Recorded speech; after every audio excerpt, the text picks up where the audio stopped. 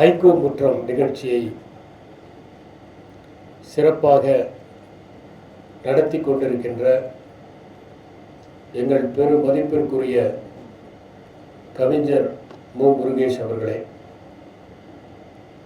மேடையிலே அமர்ந்திருக்கின்ற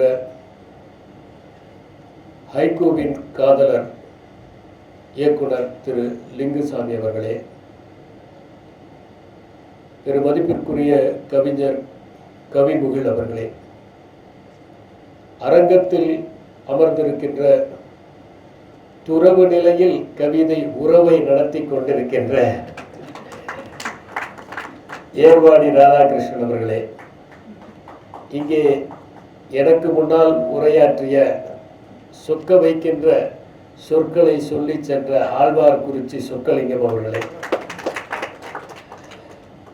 ஹைக்கூ கவிதைகளை தொடர்ந்து எழுதி வருகிற இயக்குனர் சரண் அவர்களே, கனரா வங்கி, பஞ்சாப் நேஷனல் வங்கி, பாரத வங்கி என்று புக் கீப்பிங்களை எல்லாம் செய்து கொண்டிருக்கின்ற வங்கியாளர்களே, ஹைக்கூ கவிஞர்களே, நான் வருகிற போது பேசிய கவிஞர் ரகுநாத் அவர்களே மற்றும் உள்ள நண்பர்களே, எப்போதுமே ஒரு ஆணின் வெற்றிக்கு பின்னால் ஒரு பெண் இருப்பார்கள் என்று சொல்வார்கள். ஆனால் ஒரு பெண்ணின் வெற்றிக்கு பிறகும் ஆண் இருப்பது உண்டு. குறைந்தபட்சம் அவையிலாவது திருமதி பிரேமா அவர்களுக்கு பின்னால் அமர்ந்திருக்கின்ற கஜேந்திரன் அவர்களே, காக்காய் பிடிப்பது எப்படி பதத்தில் வந்தது என்பதை கவிதையாக எழுதியிருக்கிற பிருந்தா சாரதி அவர்களே, உங்கள் அனைவருக்கும் என்னுடைய அன்பான வணக்கங்களை தெரிவித்துக் கொள்கிறேன். கவிதை என்பது இயற்கை, வாழ்க்கை, தத்துவம், மகிழ்ச்சி பற்றிய கருத்தாக்கங்களை இனிய நடையில் எளிய முறையில் முன்வைக்கின்ற ஓர் இலக்கிய வடிவம். கவிதை வேறு, கவித்துவம் வேறு. கவிதை எழுதாமலேயே கவித்துவத்துடன் இருப்பவர்கள் உண்டு. அவர்கள் தங்கள் வாழ்க்கையையே கவிதையாக மாற்றிவிடுகிறார்கள். யார் ஒருவர் கனிவோடும் பரிவோடும் அன்போடும் இருக்கிறார்களோ, ஒரு பூவின் இதழை கூட பறிக்காமல் வழியிலே இருக்கிற ஒரு எறும்பை கூட மிதிக்காமல் வாழ்கிறார்களோ, அவர்கள் அனைவருமே கவித்துவ உள்ளம் பெற்றவர்கள். புத்தரை பற்றி எழுதுகிற போது ஜெம் ஆன் த ஸ்டோன் என்கிற நூலில் ஆபிரகாம் எராலி புத்தர் நடந்து போகிற போது ஒரு பூ ஒன்று தண்ணீரிலே மிதந்து செல்வதைப் போல அழகாக இருக்கும் என்று தெரிவிக்கின்றார். பல மகான்கள் கவிதை எழுத முடியாவிட்டாலும், கவிதை எழுத விரும்பாவிட்டாலும் கவித்துவ உள்ளத்தோடு வாழ்ந்திருக்கிறார்கள். நம்மிடம் கூட அவ்வப்போது கவித்துவம் வெளிப்படுவது உண்டு. எப்போது நாம் இயற்கையை ஒன்றி ரசிக்கிறோமோ, எப்போது நாம் மலர்களை பார்த்து அதில் தேங்குகிற பனித்துளிகளை வியர்வையாக கருதுகிறோமோ, எப்போது நாம் வயதான ஒருவர் நடந்து போகிற போது அவர் தடுமாறுகிற சூழலில் நாமே ஊன்றுகோலாக மாறிவிட மாட்டோமோ என்று உணர்கிறோமோ, அப்போதெல்லாம் நமக்குள்ளும் கவித்துவ உள்ளம் வெளிப்படுகிறது. அவ்வப்போது கவித்துவத்தோடு வருகிற வைகறை வாசகங்கள் உண்டு. அண்மையில் ஒருவர் அனுப்பியிருந்த வைகறை வாழ்த்தில் வயதாக வயதாக அழகு கூடிக்கொண்டே போகிறது, வயதாக வயதாக அழகு கூடிக்கொண்டே போகிறது நம் பழைய புகைப்படங்களுக்கு என்று எழுதியிருந்தார். நாம் பழைய புகைப்படங்களை பார்க்கிற போது நமக்கு இவ்வளவு முடி இருந்ததா, நம் முகம் இவ்வளவு பொலிவாக இருந்ததா, கண்களில் இவ்வளவு கனிவு இருந்ததா, ஒளி இருந்ததா என்றெல்லாம் பார்த்து பார்த்து அவற்றை ரசிக்கிறோம். அதை எடுத்தபோது ரசித்ததில்லை, ஆண்டுகள் செல்ல செல்ல அதிகமாக ரசிக்கிறோம். ஏனென்றால் முடியை பொறுத்தவரை விடுகிற போதுதான் அதை விழுந்து விழுந்து கவனிக்கிறோம். எனவே கவித்துவம் என்பது நம்முடைய பழமொழிகளிலும் இருக்கிறது. எதுகை இருக்கிறது, மோனை இருக்கிறது, சந்தம் இருக்கிறது. நாம் காற்றைப் போல விரைந்தான், சூறாவளியைப் போல சுழன்றான், புயலைப் போல போராடினான் என்றெல்லாம் அன்றாடம் கவித்துவம் மிக்க சொற்களை பயன்படுத்தி வருகிறோம். சந்தத்தோடும் எதுகையோடும் மோனையோடும் மனத்தில் ஆழமாக நங்கூரம் போடுகிற இயல்பு கவிதைகளுக்கு உண்டு. கவிதைகளை நாம் படித்து மனத்தில் இருத்திக் கொள்வதாலும் பிசகாமல் சொல்வதற்கான மரபில் வந்ததாலும் அதை எடுத்து பிறழாமல் அடுத்த தலைமுறைக்கு கடத்துவதாலும் அது எப்போதும் தூய்மையான வடிவத்திலேயே இருக்கிறது. கவிதை எப்படி இருக்க வேண்டும் என்பதற்கு கவிமணி ஒரு கவிதையை எழுதினார். உள்ளத்து உள்ளது கவிதை, இன்பம் உருவெடுப்பது கவிதை, தெள்ளத் தெளிந்த மொழியில் உண்மை தெரிந்து வைப்பது கவிதை என்றார். நம் உள்ளத்திலே இருக்கிற உணர்ச்சியைத்தான் நாம் கவிதையாக எழுத வேண்டும். கடன் வாங்குகிற உணர்ச்சி அல்ல, நமக்கே பொங்கி வர வேண்டும். அதை வாசிக்கிற போதும் எழுதுகிற போதும் இன்பம் உருவாக வேண்டும். அந்த கவிதை எளிய மொழியில் இருக்க வேண்டும், உண்மையை வெளிப்படுத்துவதாக இருக்க வேண்டும். நாம் வாசிக்கின்ற கவிதைகள் எவையெல்லாம் காலத்தால் நிலைத்து நிற்கின்றனவோ அவை அனைத்தும் இந்த இலக்கணங்களுக்கு உட்பட்டவையாக இருக்கின்றன. அவை உள்ளத்திலிருந்து பிறந்தன. வாசிக்கிற போதே நம்மை அறியாமல் ஓர் இன்பம் தோன்றுகிறது. அந்த மொழி அவ்வளவு அழகாக இருக்கிறது. அதை நாம் வாசித்து மகிழ்கிறோம். அதனால்தான் சங்ககால பாடல்களாக இருந்தாலும் சரி, திருக்குறளாக இருந்தாலும் சரி, பாரதியாருடைய பாடல்களாக இருந்தாலும் சரி, பாரதிதாசனுடைய பாடல்களாக இருந்தாலும் சரி, அவற்றையெல்லாம் காலம் தக்க வைத்துக் கொள்வதற்கு காரணம் இந்த இலக்கணங்களின் படி அவை இருக்கிற காரணத்தான். ஒரு கவிதை எப்படி உருவாக வேண்டும் என்பதை தன்னுடைய கவிதைகளில் எப்படி இருக்கிறது என்பதோடு சுட்டிக்காட்டுகிற பாரதியார், சுவை புதிது, பொருள் புதிது, வளம் புதிது, சொல் புதிது, சோதிமிக்க நவகவிதை, என்னாலும் அழியாத மகா கவிதை என்றார். பாரதியாருடைய பாடல்களிலேயே புதிய புதிய சுவைகளை அவர் தந்தார்.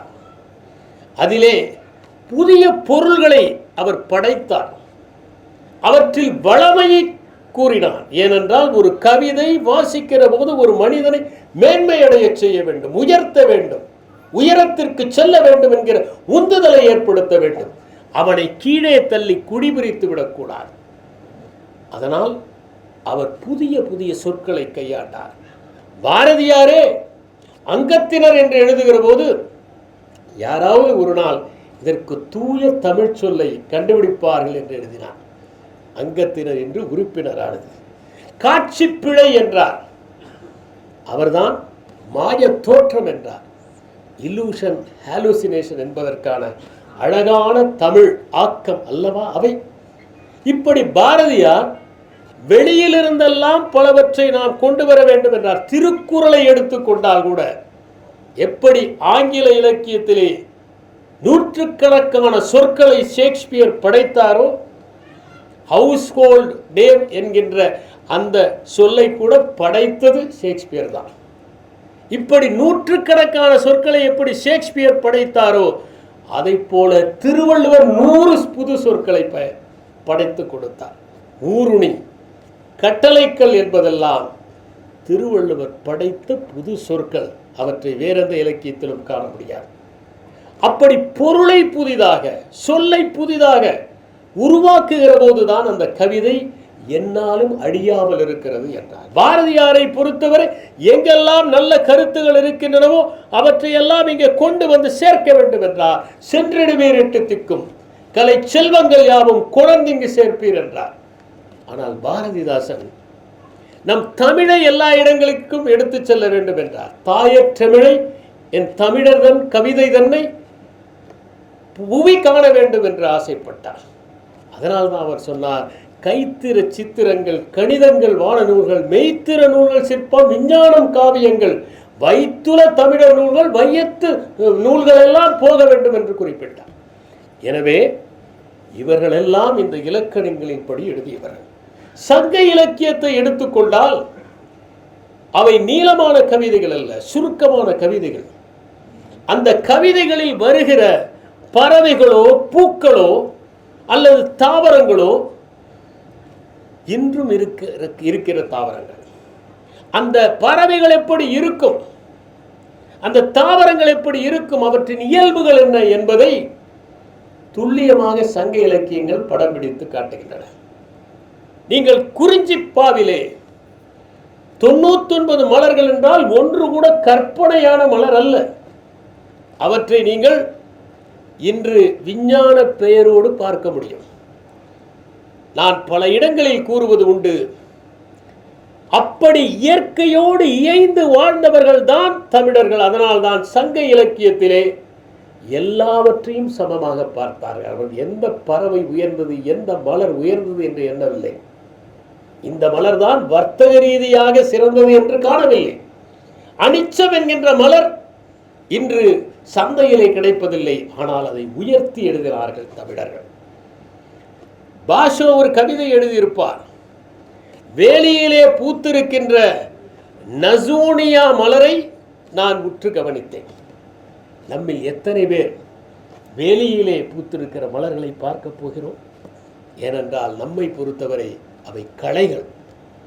நாம் தோட்டத்திலே இருக்கிற மலர்களை பார்ப்போம், ரசிப்போம், வியப்போம், புகைப்படம் எடுப்போம். ஆனால் வேலியிலே இருக்கிற மலர்களும் அழகாகத்தான் இருக்கின்றன. காட்டு மலர்களுக்கும் அழகு உண்டு, களைகளின் மலர்களுக்கும் அழகு உண்டு. இயற்கை தாவரத்தை படைத்தது, மனிதன்தான் களைகளை படைத்தான். அதனால்தான் ஒருவர் சொன்னார், நெல் வயலிலே இருக்கிற ரோஜா செடியும் களைதான் என்று சொன்னார். தேவையில்லாத செடி களை மனிதனுக்கு, ஆனால் இயற்கைக்கு எல்லாமே தேவையான செடிகள் தான், தேவையான தாவரங்கள் தான், தேவையான மரங்கள் தான். எனவே பிரித்து பார்க்கவில்லை தமிழ் இலக்கியங்கள். அதை போலத்தான் ஜப்பானிய ஹைக்கூ மரபும் எதையும் உயர்ந்தது தாழ்ந்தது என்று சொல்லவில்லை. நீங்கள் கடைக்கு சென்று தேன் வாங்குகிறீர்களே, அந்த தேன் காட்டு மலர்களிலிருந்தும் களைகளின் மலர்களிலிருந்தும் தான் அதிகமான மகரந்தத்தை உறிஞ்சி தேனீக்கள் தயார் செய்தவை. எனவே இயற்கையில் அனைத்திற்கும் பங்குண்டு என்பதை ஜப்பானும் சொன்னது, தமிழ்நாடும் சொன்னது. இரண்டிற்கும் ஒரு ஒற்றுமை இருக்கிறது. ஏனென்றால் இரண்டிலுமே அரிசியை சாப்பிடுகிறவர்கள். தமிழ்நாட்டிலே பொங்கல் 3 நாட்கள் கொண்டாடுவதைப் போல அறுவடை திருவிழாவை ஜப்பானிலும் 3 நாட்கள் கொண்டாடுவார்கள். நம் ஊரிலே எப்படி மானம் பெரிது என்று வடக்கிருந்து உயிர் இருந்தார்களோ, அதை போல ஜப்பானிலும் ஒரு சாமுராயை பார்த்து யாராவது சண்டைக்கு அழைத்தால் உயிர் போனாலும் பரவாயில்லை என்று சண்டைக்கு செல்வார். அந்த சுயமரியாதை ஜப்பானில் இருந்ததனால்தான் 2ஆம் உலகப் போரில் அணுகுண்டுகள் விழுந்த பிறந்தும் சுதாரித்து எழுந்து நின்றது ஜப்பான். நமக்கும் ஓரளவிற்கு சுயமரியாதை ஒரு காலகட்டம் வரை இருந்ததனால்தான் நாமும் உயர்ந்திருக்கிறோம். எனவே இரண்டிற்கும் தொடர்பு இருக்கிறது. கவிதை என்பது எப்படி இருக்க வேண்டும்? கலீல் கிப்ரான் சொல்லுகிறார், கவிதை என்பது மகிழ்ச்சியும் வேதனையும் வியப்பும் கலந்த சங்கமம். அதில் அகராதியிலிருந்து சில சொற்களும் சேர்ந்திருக்கின்றன. சொற்கள் முக்கியமில்லை, உணர்ச்சி முக்கியம். அதனால்தான் அவர் சொன்னார், ஒரு பிரார்த்தனை எப்படி இருக்க வேண்டும் என்பதற்கு எப்போது இறைமையே உங்கள் உதடுகளின் வழியாக உச்சரிக்கிறதோ அதுதான் பிரார்த்தனை என்று சொன்னார். நீங்களாக கேட்கக்கூடாது, இறைமையாக உங்கள் உதடுகளின் வழி உச்சரிக்க வேண்டும் என்று சொன்னார். அதை போல கவிதை இயல்பாக வர வேண்டும். சொற்களை நீங்கள் பிடித்து கொண்டு வந்து எழுதுவதால் அது கவிதை ஆகாது என்று அவர் சொன்னார். கவிதையை பற்றி வேர்ட்ஸ்வொர்த் சொன்னார், சக்தி மிகுந்த உணர்வுகள் எழுகிற போது அவற்றை அமைதியாக அமர்ந்து நினைவுபடுத்தி பார்க்கிற போது கவிதை உருவாகிறது என்றார். எட்கர் ஆலன் போ சொன்னார், சந்தத்தோடு கூடிய இனிய சொற்களை கொண்டது கவிதை என்றார். ஷெல்லி குறிப்பிட்டார், சிறந்த மகிழ்ச்சியான மனங்களின் சிறந்த மகிழ்ச்சியான தருணங்களின் ஆவணம் என்று குறிப்பிட்டார். அந்த ஷெல்லி தான் இன் டிஃபென்ஸ் ஆஃப் பொயட்ரி என்கின்ற அற்புதமான ஒரு கட்டுரையை எழுதியிருக்கிறார். தாமஸ் லவ் பீகாக் என்பவர் கவிதைகள் காலாவதி ஆகிவிட்டன என்று சொன்னதற்கு மறுப்பு தெரிவித்து ஷெல்லி மிக நேர்த்தியான ஒரு கட்டுரையை எழுதியிருக்கிறார். அதற்கு முன்னால் ஸ்டீஃபன் காசன் என்பவர் கவிதைகள் தேவையில்லாதவை, கவிஞர்கள் பொய்யர்கள் என்று எழுதினார். அதற்கு பதில் கூறும் விதமாக பிலிப் சிட்னி என்பவர் An Apology for Poetry என்கிற ஒரு புத்தகத்தை எழுதினார். இவர்களெல்லாம் கவிதைகளுக்காக போராடியவர்கள், கவிதைகளுக்காக வாதாடியவர்கள். அப்படிப்பட்ட ஷெல்லி ஒரு கருத்தை சொன்னார், கவிஞர்கள் அங்கீகரிக்கப்படாத சட்டம் ஏற்றுபவர்கள். ஏனென்றால் எது கவிதையில் வருகிறதோ அது என்றாவது ஒரு நாள் சட்டமாகி விடுகிறது. கவிதையில் மட்டுமல்ல, இலக்கியத்தில் கூட. கைரிக்ஷாவை பற்றி ஜெயகாந்தன் எழுதினார், அது கலைஞரால் நீக்கப்பட்டது. எனவே ஒரு காலகட்டத்தில் இலக்கியவாதிகள் எதை சொல்லுகிறார்களோ அது பின்னால் சட்டமாக மாறுவதற்கான சாத்தியக்கூறுகள் இருக்கின்றன என்பதை நாம் உணர வேண்டும். கவிதையை பற்றி சொல்லுகிற போது ராபர்ட் ஃப்ராஸ்ட் எப்பேற்பட்ட ஒரு கவிஞர்! நான் யாரும் பயணிக்காத பாதையில் பயணித்தேன், அதுதான் இத்தனை மாற்றமும் ஏற்படுத்தியது என்று குறிப்பிட்டார். அந்த ராபர்ட் ஃப்ராஸ்ட் சொன்னார், கவிதை என்பது மகிழ்ச்சியில் தொடங்கி தியானத்தில் முடிகிறது என்றார். கோல்ரிட்ஜ் அவர்தான் புராதான மாலினி என்கின்ற அற்புதமான கவிதையை எழுதியவர். எல்லா உயிர்களையும் நேசிக்க வேண்டும், ஒரு அல்பட்ராஸை சுட்டு கொன்ற காரணத்தால் எத்தனை விளைவுகள் ஏற்படுத்தின என்று பட்டாம்பூச்சியின் விளைவுகளை பற்றி நாம் இங்கே பேசுகிறோமே, அதை அன்றே எழுதியவர் தான் கோல்ரிட்ஜ், புராதான மாலுமி. அவரும் வேர்ட்ஸ்வொர்த்தும் சேர்ந்துதான் லிட்ரரி பேலட்ஸ் என்பதை எழுதினார்கள். அந்த கோல்ரிட்ஜ் சொல்கிறார், சிறந்த சொற்களின் சிறந்த வரிசை என்று குறிப்பிட்டார். கவிதையை பற்றி சொல்லுகிற போது பிளாட்டோவே சொல்லியிருக்கிறார், நாம் வரலாற்றை விட அதிகமாக கவிதைக்கு முக்கியத்துவம் தர வேண்டும் என்று குறிப்பிட்டார். ரவீந்திரநாத் தாகூர் சொன்னார், இந்த பிரபஞ்சத்தின் இசையை ஆன்மா கேட்கிற போது செய்கிற எதிர்வினைதான் கவிதை என்று சொன்னார். இந்த பிரபஞ்சத்தின் இசை எப்படி இருக்கிறது, the music of the spheres என்று பித்தாகரஸ் சொன்னார். இந்த உலகம் ஏதோ ஒரு தாளகதியில் இயங்கிக் கொண்டிருக்கிறது. எப்போது அந்த தாளம் சற்று பிசகுகிறதோ அப்போதுதான் ஒரு எரி நட்சத்திரம் கீழே விழுகிறது, அப்போதுதான் ஒரு வால் நட்சத்திரம் உண்டாகிறது, அப்போதுதான் பூமியிலே பல சீற்றங்கள் ஏற்படுகின்றன. இந்த தாளகதியிலே இயங்கிக் கொண்டிருக்கின்ற இந்த இருத்தலின் இசையை ஆன்மா கேட்கிற போது அது செய்கிற எதிர்வினைதான் கவிதை என்று சொன்னார். கவிதை என்பது எப்படி இருக்க வேண்டும்? இருப்பதிலேயே தூய வடிவம் கவிதை தான், எதனோடும் கலக்காதது. கவிதை அருவியை போல, அது தொடங்குகிற இடத்தில் அருவி எவ்வளவு தூய்மையாக இருக்கிறதோ அதை போல மேற்கோள்களை தாண்டியது கவிதை. அப்படிப்பட்ட கவிதை ஒரு சொல் கூட அதிகம் சேர்க்காமல் இருக்க வேண்டும். கவிதைக்கு முக்கியம் சொற்சிக்கரம். அதனால்தான் தேவதச்சன் செய்த சிற்பத்தை போல இருக்க வேண்டும் என்று சொல்வார்கள். அதிலே ஒரு சின்ன பகுதி கூடுதலாக இருந்தால் கூட அந்த சிற்பம் தன்னுடைய கலை நுணுக்கத்தை இழந்துவிடும். அழகு என்பதே விகிதாச்சாரம் தான். மூக்கு இருக்கிற வேண்டிய இடத்தில் மூக்கு இருக்க வேண்டும், வாய் இருக்கிற இடத்தில் வாய் இருக்க வேண்டும். சற்று மாறி இருந்தால் அது அழகின்மை ஆகிவிடும். எனவே விகிதாச்சாரத்தில் கவிதை இருக்க வேண்டும். நான் ஒரு கவிதையை எழுதிய நண்பரிடம் காட்டினேன். நான் உளிகளை பொறுத்து கொள்வதெல்லாம் சிற்பமாவதற்கு சம்மதித்து என்று. 30 ஆண்டுகளுக்கு முன்னால் அவர் சொன்னார், இதில் சம்மதித்து தேவையில்லை என்றார். எனவே ஒரு சொல் கூட அதிகமாக இருக்க வேண்டிய அவசியம் இல்லை.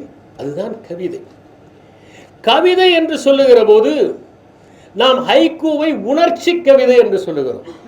உணர்ச்சிக்கும் உணர்வுக்கும் என்ன வேறுபாடு என்று புரிந்து கொண்டால்தான் ஹைக்கூவை தெளிவாக நாம் புரிந்து கொள்ள முடியும். ஹைக்கூவையும் மற்ற கவிதைகளையும் வேறுபடுத்தி பார்க்க முடியும். உணர்ச்சி என்பது எல்லோருக்கும் தோன்றுவது. உதாரணமாக, நீங்கள் ஒரு பாம்பை பார்க்கிறீர்கள், பயம் ஏற்படுகிறது. பயம் என்பது உணர்ச்சி. ஆனால் அந்த பயத்திற்கு நீங்கள் என்ன செய்கிறீர்கள் என்பதுதான் உணர்வு. வியர்த்து கொட்டுகிறதா, ஓடிவிடுகிறீர்களா, அலறுகிறீர்களா, அல்லது மயக்கம் போட்டு விடுகிறீர்களா என்பதுதான் உணர்வு. எனவே உணர்ச்சிகளை வடிகட்டுகிற போதுதான் உணர்வு ஏற்படுகிறது. உணர்ச்சி என்பது இமோஷன்ஸ், உணர்வு என்பது ஃபீலிங்ஸ். எனவே நீங்கள் ஒன்றை பார்க்கிற போது என்ன தோன்றுகிறதோ அப்படியே எழுதுவதுதான் ஹைக்கூ. ஆனால் அதை சற்று வடிகட்டி எழுதுவது என்பது மற்ற கவிதைகள். அமைதியாக அமர்ந்து சொற்களை தேடி செய்களையோடு எழுதுகிற போது அது மற்ற கவிதைகள் ஆகிறது. என்ன உணர்ச்சி தோன்றியதோ அந்த உணர்ச்சி அப்படியே பதிவு செய்வதுதான் ஹைக்கூ. இதுதான் இரண்டுக்கும் உள்ள வித்தியாசம். கவிதையை பொறுத்தவரை எது அழகாக இருந்தாலும் நாம் அதை கவிதையைப் போல இருந்தது என்று கூறுகிறோம். அதுதான் கவிதையின் முக்கியத்துவம். ஒரு திரைப்படத்தை அழகாக முடித்தால் கூட கவிதையைப் போல அந்த திரைப்படம் முடிந்தது. அந்த சிறுகதையின் முடிவு ஒரு கவிதையைப் போல இருந்தது, நாவலின் முடிவு கவிதையைப் போல இருந்தது என்று நாம் கூறுகிறோம். ஏனென்றால் கவிதை ஒரு தூய வடிவத்தில் இயங்குகிற காரணத்தால் அவ்வாறு நாம் கவிதைக்கு மகத்துவத்தை அளிக்கிறோம். ஜான் கீட்ஸ் சொன்னார், எவையெல்லாம் அழகாக இருக்கின்றனவோ அவையெல்லாம் மகிழ்ச்சி அளிக்கின்றன. A thing of beauty is joy forever. ஆனால் உண்மை அதுவல்ல.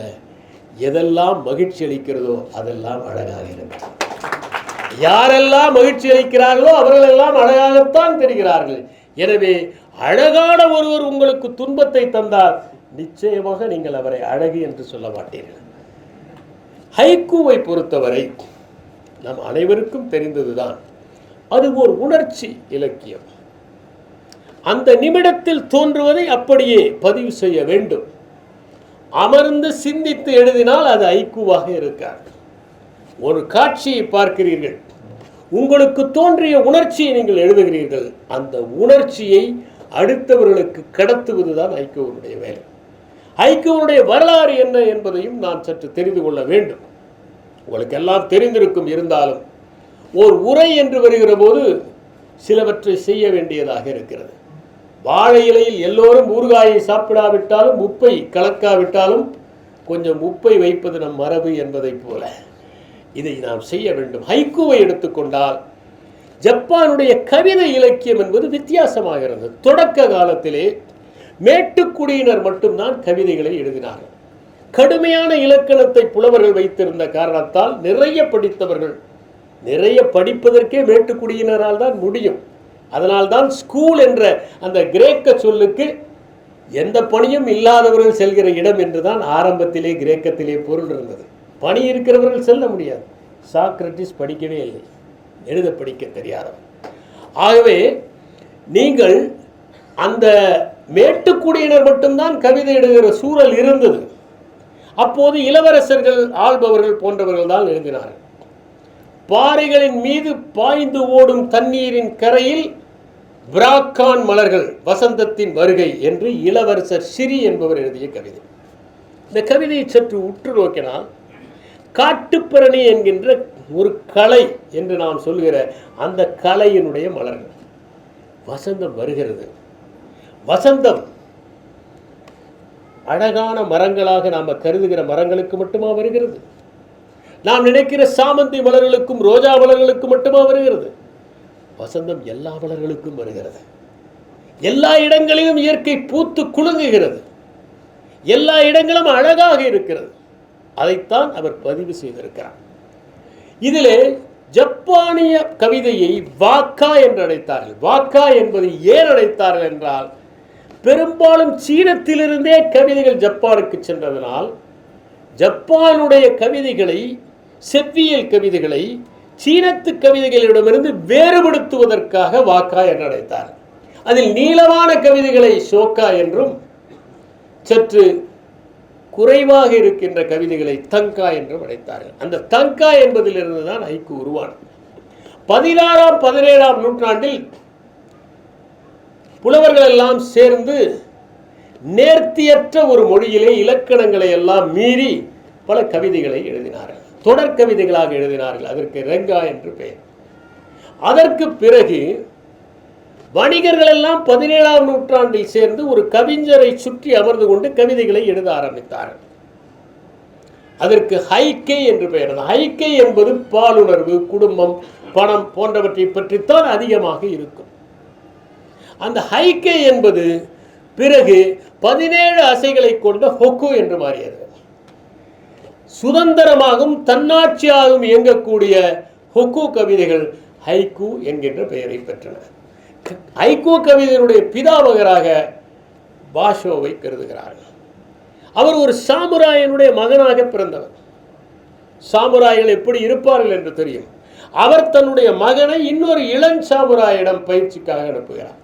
பொதுவாகவே தந்தையிடம் யாரும் சரியாக கற்றுக்கொள்ள மாட்டார்கள், தாயிடமும் கற்றுக்கொள்ள மாட்டார்கள்.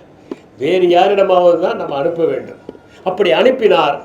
அந்த இளஞ்சாமுராயோ நன்றாக படித்தவர், கலைகளின் மீது ஆர்வம் கொண்டவர், கவிதைகளை அறிந்தவர். அவர் பாஷாவுக்கு இந்த உணர்வை ஊட்டினார். வாழை இலைகளால் ஒரு குடிசையில் பாஷோ தங்கினார். அது எரிந்து விட்டது. அவர் பயணம் போக ஆரம்பித்தார். இப்படி பயணம் போகிற போதுதான் அவர் ஹைக்கூவை பற்றி அறிந்து கொண்டு ஹைக்கூ கவிதைகளை எழுத ஆரம்பித்தார். இப்படித்தான் ஹைக்கூ உருவானது.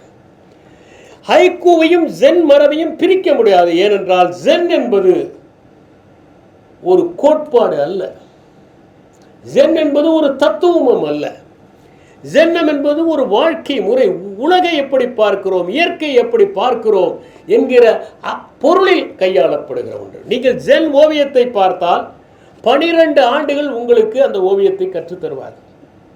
12 ஆண்டுகள் நீங்கள் அந்த ஓவியத்தை கற்க வேண்டும். பிறகு 12 ஆண்டுகள் நீங்கள் வரையவே கூடாது.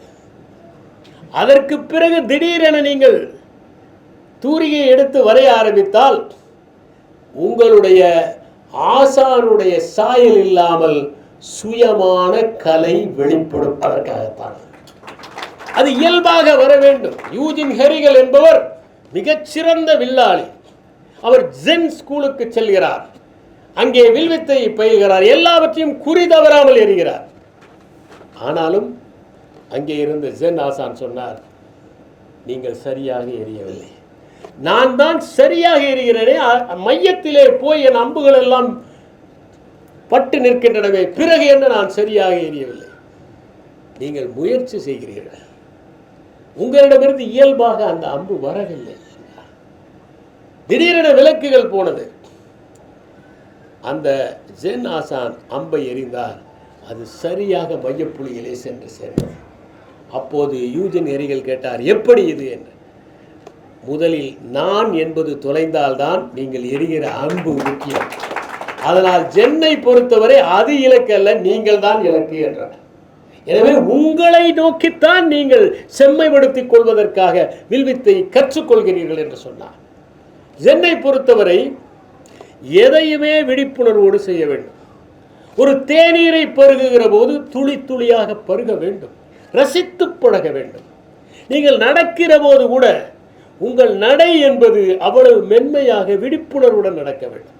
அதனால்தான் புத்தர் சொல்வார், நடக்கும் தியானம் என்று சொல்வார்.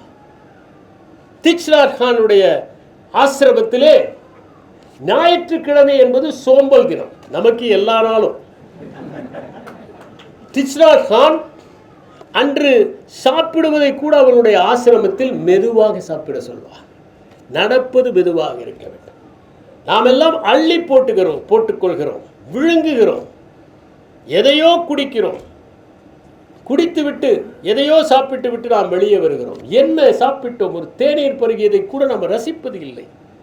நீங்கள் ஒவ்வொன்றையும் மெதுவாக செய்யுங்கள் என்பதுதான்.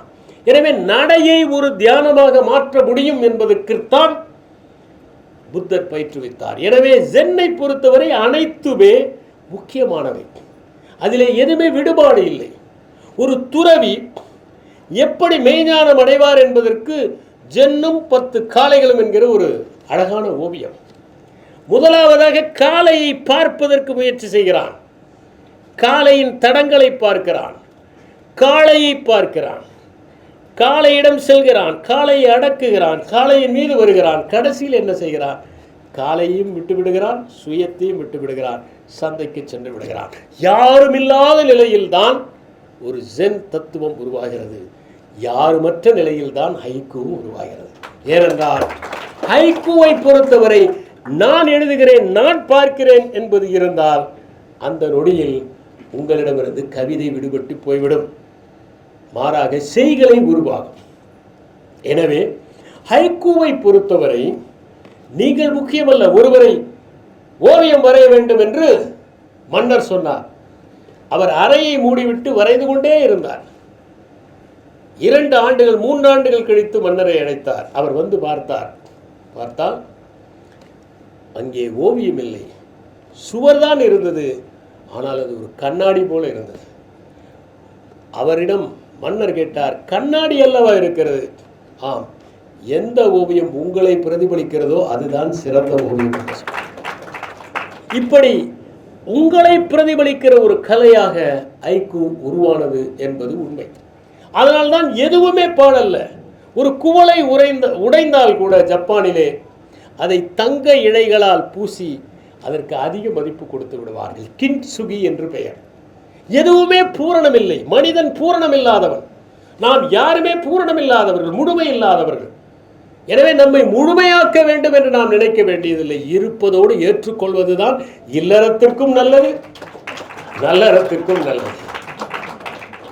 ஜப்பானிலே 2 பள்ளிகள். ஒன்று ரின்சாய் பள்ளி, அவர்கள்தான் இந்த முரண்பட்ட கதைகள், பொன்மொழிகள் போன்றவற்றை சொல்பவர்கள்.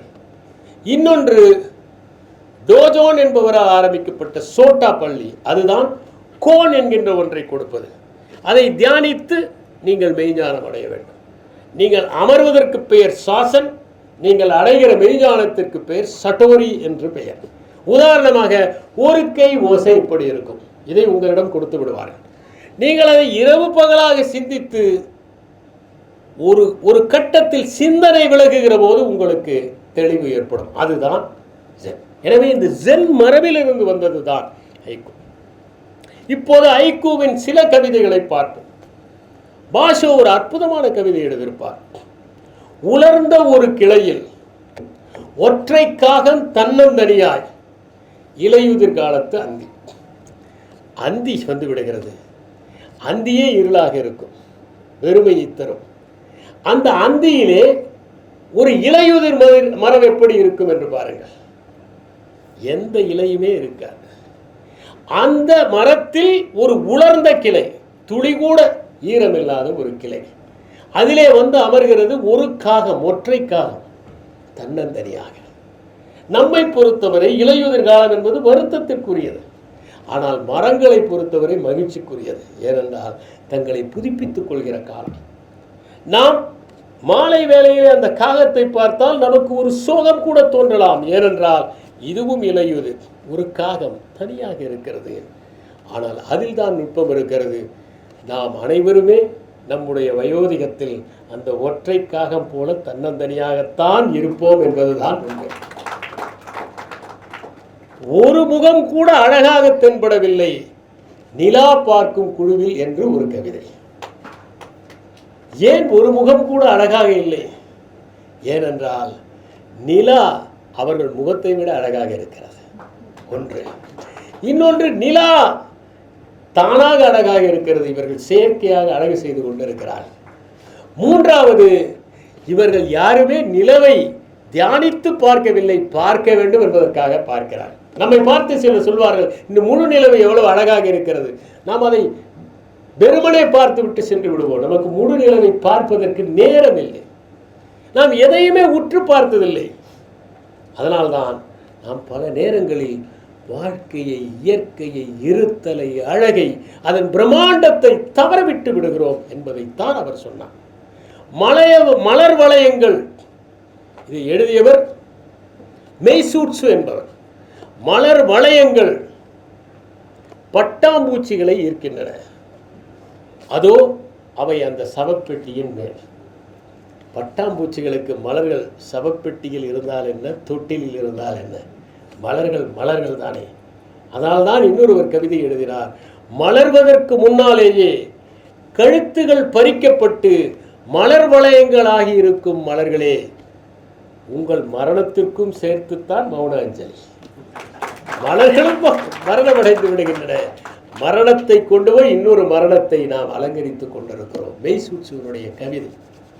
கடற்கரையில் திரும்பி பார்த்தேன், காணவில்லை என் காலடி சுவடுகளை என்று ஹோசா என்பவர் எழுதினார். மிக அர்த்தமுள்ள ஒரு கவிதை. நாம் எல்லோருமே கடற்கரையில் தான் நடந்து கொண்டிருக்கிறோம்.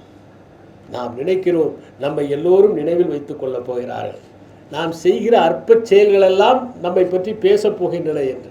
நாம் கட்டிய கட்டடங்கள், நம் வீடு, ஒருவரும் நினைத்து பார்க்க போவதில்லை. அதனால்தான் ஷெல்லி எழுதினார், பைசாண்டியத்தை உருவாக்கிய அந்த ஓசிமாண்டியஸ், அவன் ஒரு கல்வெட்டை வைத்தான். என்னை பாருங்கள் ஓசிமாண்டியஸ், நான் இவ்வளவு பிரம்மாண்டமான கட்டடங்களை எல்லாம் எழுப்பியிருக்கிறேன் என்றெல்லாம் அந்த கல்வெட்டில் அவன் எழுதியிருந்தான்.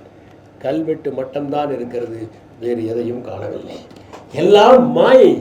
காலடி சுவடுகளை எப்படி கடல் அலை அழித்து விட்டு போகிறதோ அப்படித்தான் நம்முடைய நினைவுகளும் அழிந்து விட போகின்றன என்பதை சுட்டி காட்டுவதுதான் ஹோசாயினுடைய கவிதை. ரிங்கா என்பவர் எழுதினார். இது ஒரு ஜென் கதையோடு தொடர்புடையது. தன் வீட்டிலே திருட வந்த திருடனுக்கு தன்னிடமிருந்த ஒரே பாத்திரத்தையும் கொடுத்து விடுகிறார் அந்த ஜென் துறவி. அப்போது மற்றவர்கள் கேட்கிற போது, பாவம், என்னால் அந்த நிலவை கொடுக்க முடியவில்லை என்று. நிலவை திருட முடியவில்லை, திருடனால் என் சாளர நிலவை என்பதுதான் ரிங்கா எழுதிய கவிதை. மிக நேர்த்தியான ஒரு கவிதை. அதை போலவே எந்த இலை முதலில் உதிர வேண்டும் என்பதை காற்று மட்டுமே முடிவு செய்யும் என்று சோசஸ்கி எழுதினார். மிக நுட்பமான கவிதை. எந்த கிளை உதிரப் போகிறது என்பதை போலத்தானே எந்த மனிதன் முதலில் உதிரப் போகிறார் என்பதை காலம் தீர்மானிக்கிறது. நம்மை விட இளையவர்கள் போவதில்லையா? நம்மை விட வலுவானவர்கள் போய்விடுவதில்லையா? சில பேர் நித்திய கண்டம் பூரண வயசாக எப்போதும் இருப்பதில்லையா? எனவே காலத்தில் எதை நாம் முதிர்க்கப் போகிறோம் என்பது நமக்கு தெரிவதில்லை என்பதை சொன்னார். ஈசா என்பவர் ஒரு அற்புதமான கவிதை எழுதினார். ஓர் ஈயும் ஓர் ஆணும் மட்டும் அந்த பரந்த விருந்தினர் அறையில். இந்த இதில் என்ன கவித்துவம் இருக்க முடியும் என்றால், ஹைக்கூ மனம் உள்ளவர்களுக்கு ஈயும் சமம், ஆணும் சமம். அவர்கள் பிரித்து பார்ப்பதில்லை, எல்லாம் சமம்தான்.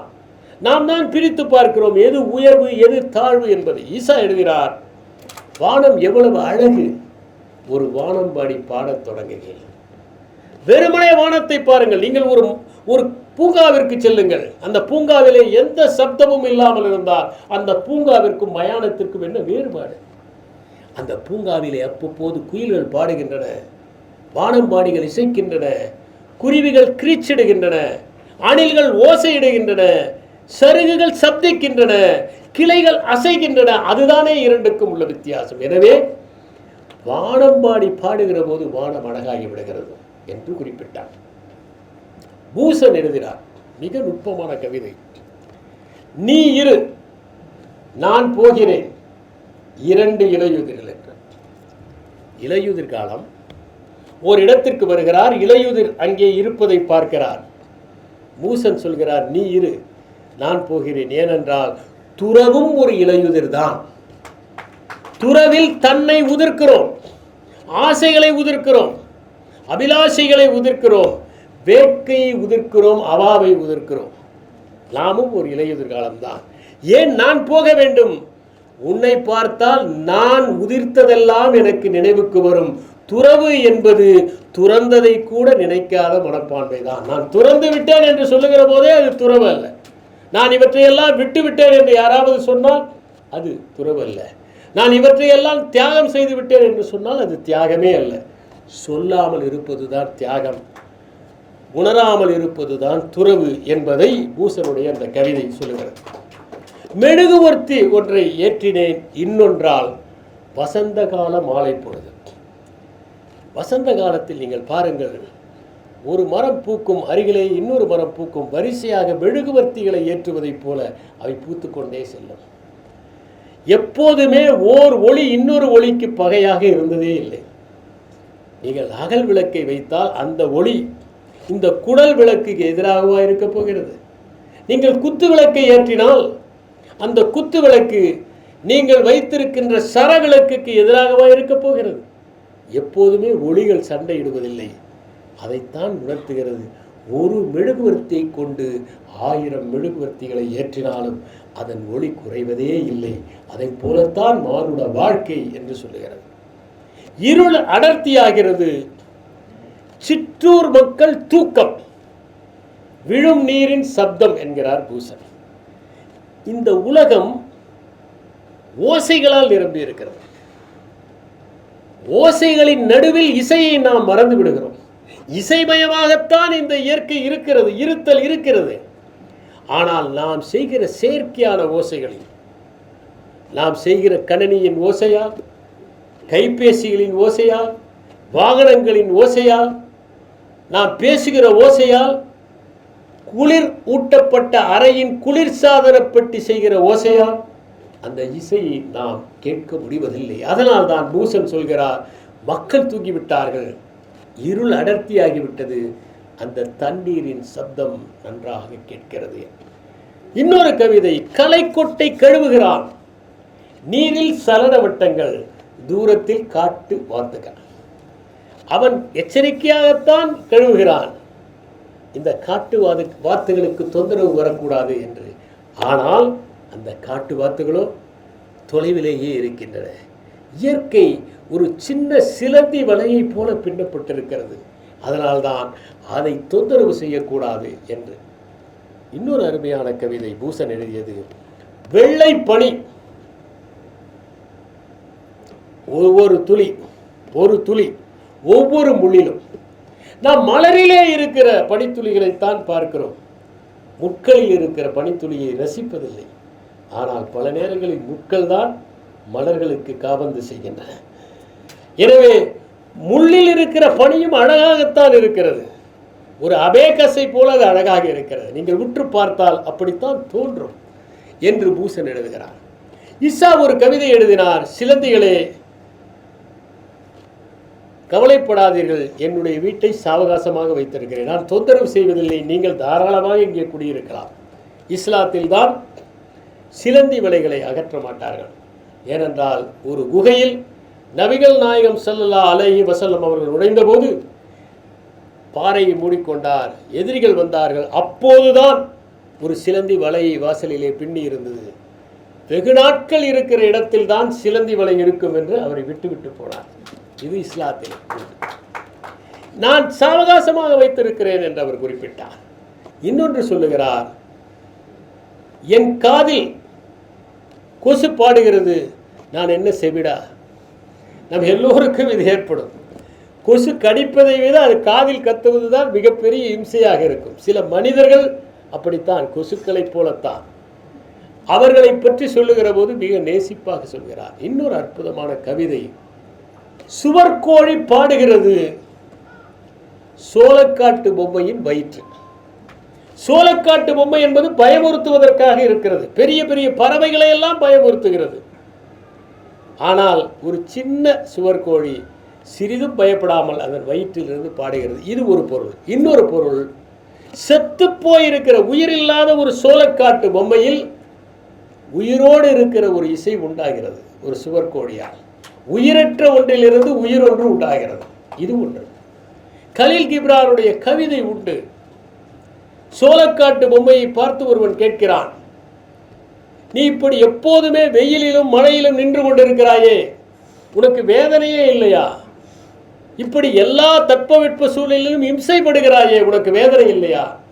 சோளக்காட்டு பொம்மை சொல்கிறது, ஆமாம், வெயிலிலும் மழையிலும் நான் இம்சைப்படுகிறேன், ஆனால் ஒரு மகிழ்ச்சி இருக்கிறது, என்னை பார்த்து பயப்படுகிறார்களே.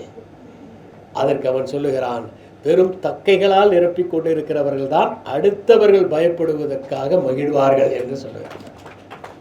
தக்கையால் நிரம்பிக் கொண்டிருக்கிறது. இன்னொரு அற்புதமான கவிதை அவர் எழுதியிருக்கிறார். பெட்டிக்குள் வந்த பிறகு எல்லாம் சமம், சதுரங்க காய்கள், ராணி ராஜா எல்லாம் ஆட்டத்தின் போதுதான். பெட்டிக்குள்ளே வந்து விட்டால் எல்லா காய்களும் ஒன்றுதானே. மனிதனும் பெட்டிக்குள் போகிறவரை தானே, போன பிறகு அவனும் அந்த சதுரங்க காய்களைப் போலத்தானே என்று எழுதினான். இன்னொரு அற்புதமான கவிதை, பிறக்கும் போதும் குளியல், இறந்த போதும் குளியல், எவ்வளவு முட்டாள்தனம் என்று எழுதினார். வாழ்க்கையை அவர் விமர்சித்து எழுதிய ஒரு கவிதை. பாஷோ ஒரு கவிதை எழுதினார், வசந்தம் கழிகிறது, பறவைகள் அழுகின்றன, கண்ணீர், பறவைகள் அழுகின்றன, கண்ணீர் மீன்களின் விழிகளில் என்று எழுதினார். வசந்தம் போகிற போது பறவைகளுக்கு எவ்வளவு வருத்தமாக இருக்கும். ஏனென்றால் இன்னும் கொஞ்ச காலத்திற்கு பழங்கள் கிடைக்காது, இன்னும் கொஞ்ச காலத்தில் அவை மகிழ்ச்சியாக இருக்க முடியாது என்று. அதே நேரத்தில் மீன்களும் வருந்தும் என்று எழுதினார். தமிழிலே சிறந்த ஹைக்கூக்கள் பலவற்றை பல கவிஞர்கள் எழுதியிருக்கிறார்கள். 1-2 மட்டும் நான் எனக்கு பிடித்த கவிதைகளை சொல்ல விரும்புகிறேன். தொட்டி மீன் கடலில் நீந்தியது தொட்டியளவு என்று தமிழ் அன்பன் எழுதியிருக்கிறார். ஒரு சின்ன கதை உண்டு. ஒருவன் தன்னுடைய கண்ணாடி ஜாடியில் இருந்த மீனுக்கு விடுதலை கொடுக்க வேண்டும் என்று நினைத்து அதை கொண்டு போய் ஜாடியோடு ஆற்றிலே எறிந்தான். அதில் இருந்த மீன்கள் அந்த ஜாடியிலேயே நீந்தி கொண்டிருந்தன. பல நேரங்களில் நாமும் ஜாடிக்குள் நீந்துகிற மீன்கள் தான். இந்த உலகம் பறந்து விரிந்தாலும் நமக்குள் பாதுகாப்பு உணர்வு என்பது ஜாடிக்குள் போகிற போதுதான்.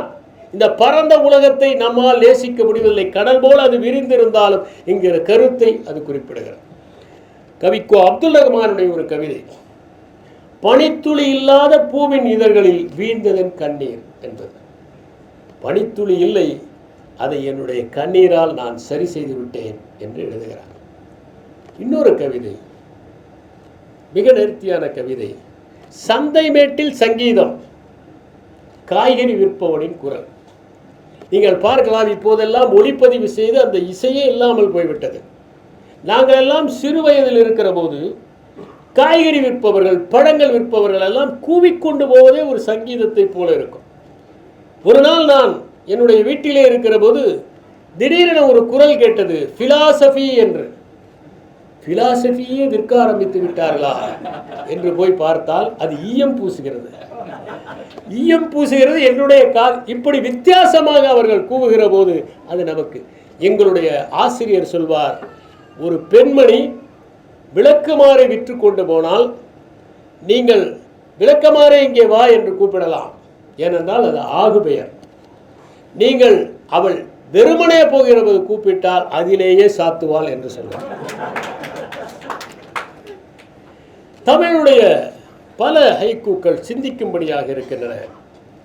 தேடிச் சென்ற போது கள்ளி புதரில் குட்டிகளுக்கு பாலூட்டும் தாய். எதற்கு கள்ளி புதரை தேடி செல்ல வேண்டும்? தன்னுடைய பெண் குழந்தையை கொள்வதற்காக கள்ளிப்பாலை தேடி செல்கிறாள் அவள். ஆனால் அங்கோ ஒரு நாய், தெரு நாய், ஆசையாக தன் குட்டிகளுக்கு பாலூட்டுகிறது. பாருங்கள், எந்த உயிரும் பிரித்து பார்ப்பதில்லை, தன்னுடைய வாரிசுகளை காப்பாற்ற முயற்சி செய்கின்றன, மனிதனை தவிர என்கிற அர்த்தத்தில் எழுதப்பட்ட கவிதை அது. இன்னொன்று, கைம்பண்ணின் கூந்தல் அடிக்கடி நடுங்குகிறது, விடுகிற அட்சதை பூ. அட்சதை எப்போதுமே இந்த மணமேடையில் இருப்பவர்களை பார்த்து எரிந்தால் முன்வரிசையில் இருப்பவர்களுக்குத்தான் விடும். அவர்களுடைய திருமணத்தில் விடாத அட்சதைகள் எல்லாம் மற்றவர்கள் திருமணத்தில் விடுவதுதான் இந்த அட்சதையை தெளிக்கிற ஒரு செய்தி. இன்னொரு நல்ல கவிதை, மிகவும் நான் நேசித்தது, அசுத்தம் சோறு போடுகிறது, துப்புரவு தொழிலாளி. அசுத்தம் சோறு போடவில்லை, சுத்தம் தான் சோறு போடுகிறது. ஏனென்றால் அசுத்தம் அவர்கள் செய்யவில்லை, நாம் செய்கிறோம். அவர்கள் சுத்தம் செய்வதால் அவர்களுக்கு சோறு கிடைக்கிறது. அசுத்தம் வேறு, அழுக்கு வேறு. அழுக்கு தானாக சேர்வது, அசுத்தம் நாமாக செய்வது. நம் உடலில் அழுக்கு சேர்கிறது என்றால் இன்றிலிருந்து நாளை காலை வரை அழுக்கு சேரும். அழுக்கு இயல்பானது, இயற்கையானது. ஆனால் அசுத்தம் நாமாக செய்து கொள்கிறோம். காகித விமானம் வேலியை தாண்டியது, கவிதையை தாண்டியது. ஒரு காலத்தில் ஒரு பிடித்த பெண் என்றால் காகித விமானத்தை எறிவதுதான் நம்முடைய வழக்கம். அது யாரிடம் பட்டதோ அவர்களுக்கு யார் எறிந்தார்கள் என்று தெரிந்தால் சில நேரங்களில் அது கவிதையாக மலரும், சில நேரங்களில் அது வசமாக ஆகும். சூழலை பொறுத்தது. எல்லா காதலுமே வேலியை தாண்ட வேண்டும். அப்போதுதான் சாதி மத பாகுபாடுகள் ஒழியும். எனவே வேலியை தாண்டுகிறது காகித விமானம். கவிதை தாங்கி. எந்த கவிதை? காதல் என்கின்ற கவிதையை தாங்கி. காதலை விட அழகான கவிதை இருக்க முடியுமா? காரணமில்லாமல் ஒருவரை நேசிக்கின்ற மனத்தை விட அழகானது இருக்க முடியுமா என்பதுதான் அந்த கவிதை. ஹைக்கூ கவிதைகள் என்ன செய்கிறது ஒரு மனிதனிடம்? அது மிகவும் முக்கியம். ஒரு ஹைக்கூ கவிதை நாம் கவனிக்க தவறிய தருணத்தை பதிவு செய்து நம் முன்னால் காட்டுகிறது. நாமும் தானே இதை பார்த்தோம், ஆனால் ஏன் இதை கவனிக்காமல் போனோம்? நாம் பார்ப்பது வேறு, கவனிப்பது வேறு. கேட்பது வேறு, கவனிப்பது வேறு. அதை பதிவு செய்து நம்முடைய மனக்கண் முன்னால் வைக்கிறது. சாதாரண தருணங்களில் இருக்கிற அசாதாரண தருணத்தை நமக்கு படம் பிடித்து காட்டுகிறது. நம்மை சுற்றி நிறைய கவனிக்க வேண்டிய தருணங்கள் இருக்கின்றன என்பதை நினைவூட்டுகிறது. அது இயற்கையை கொண்டாட செய்கிறது.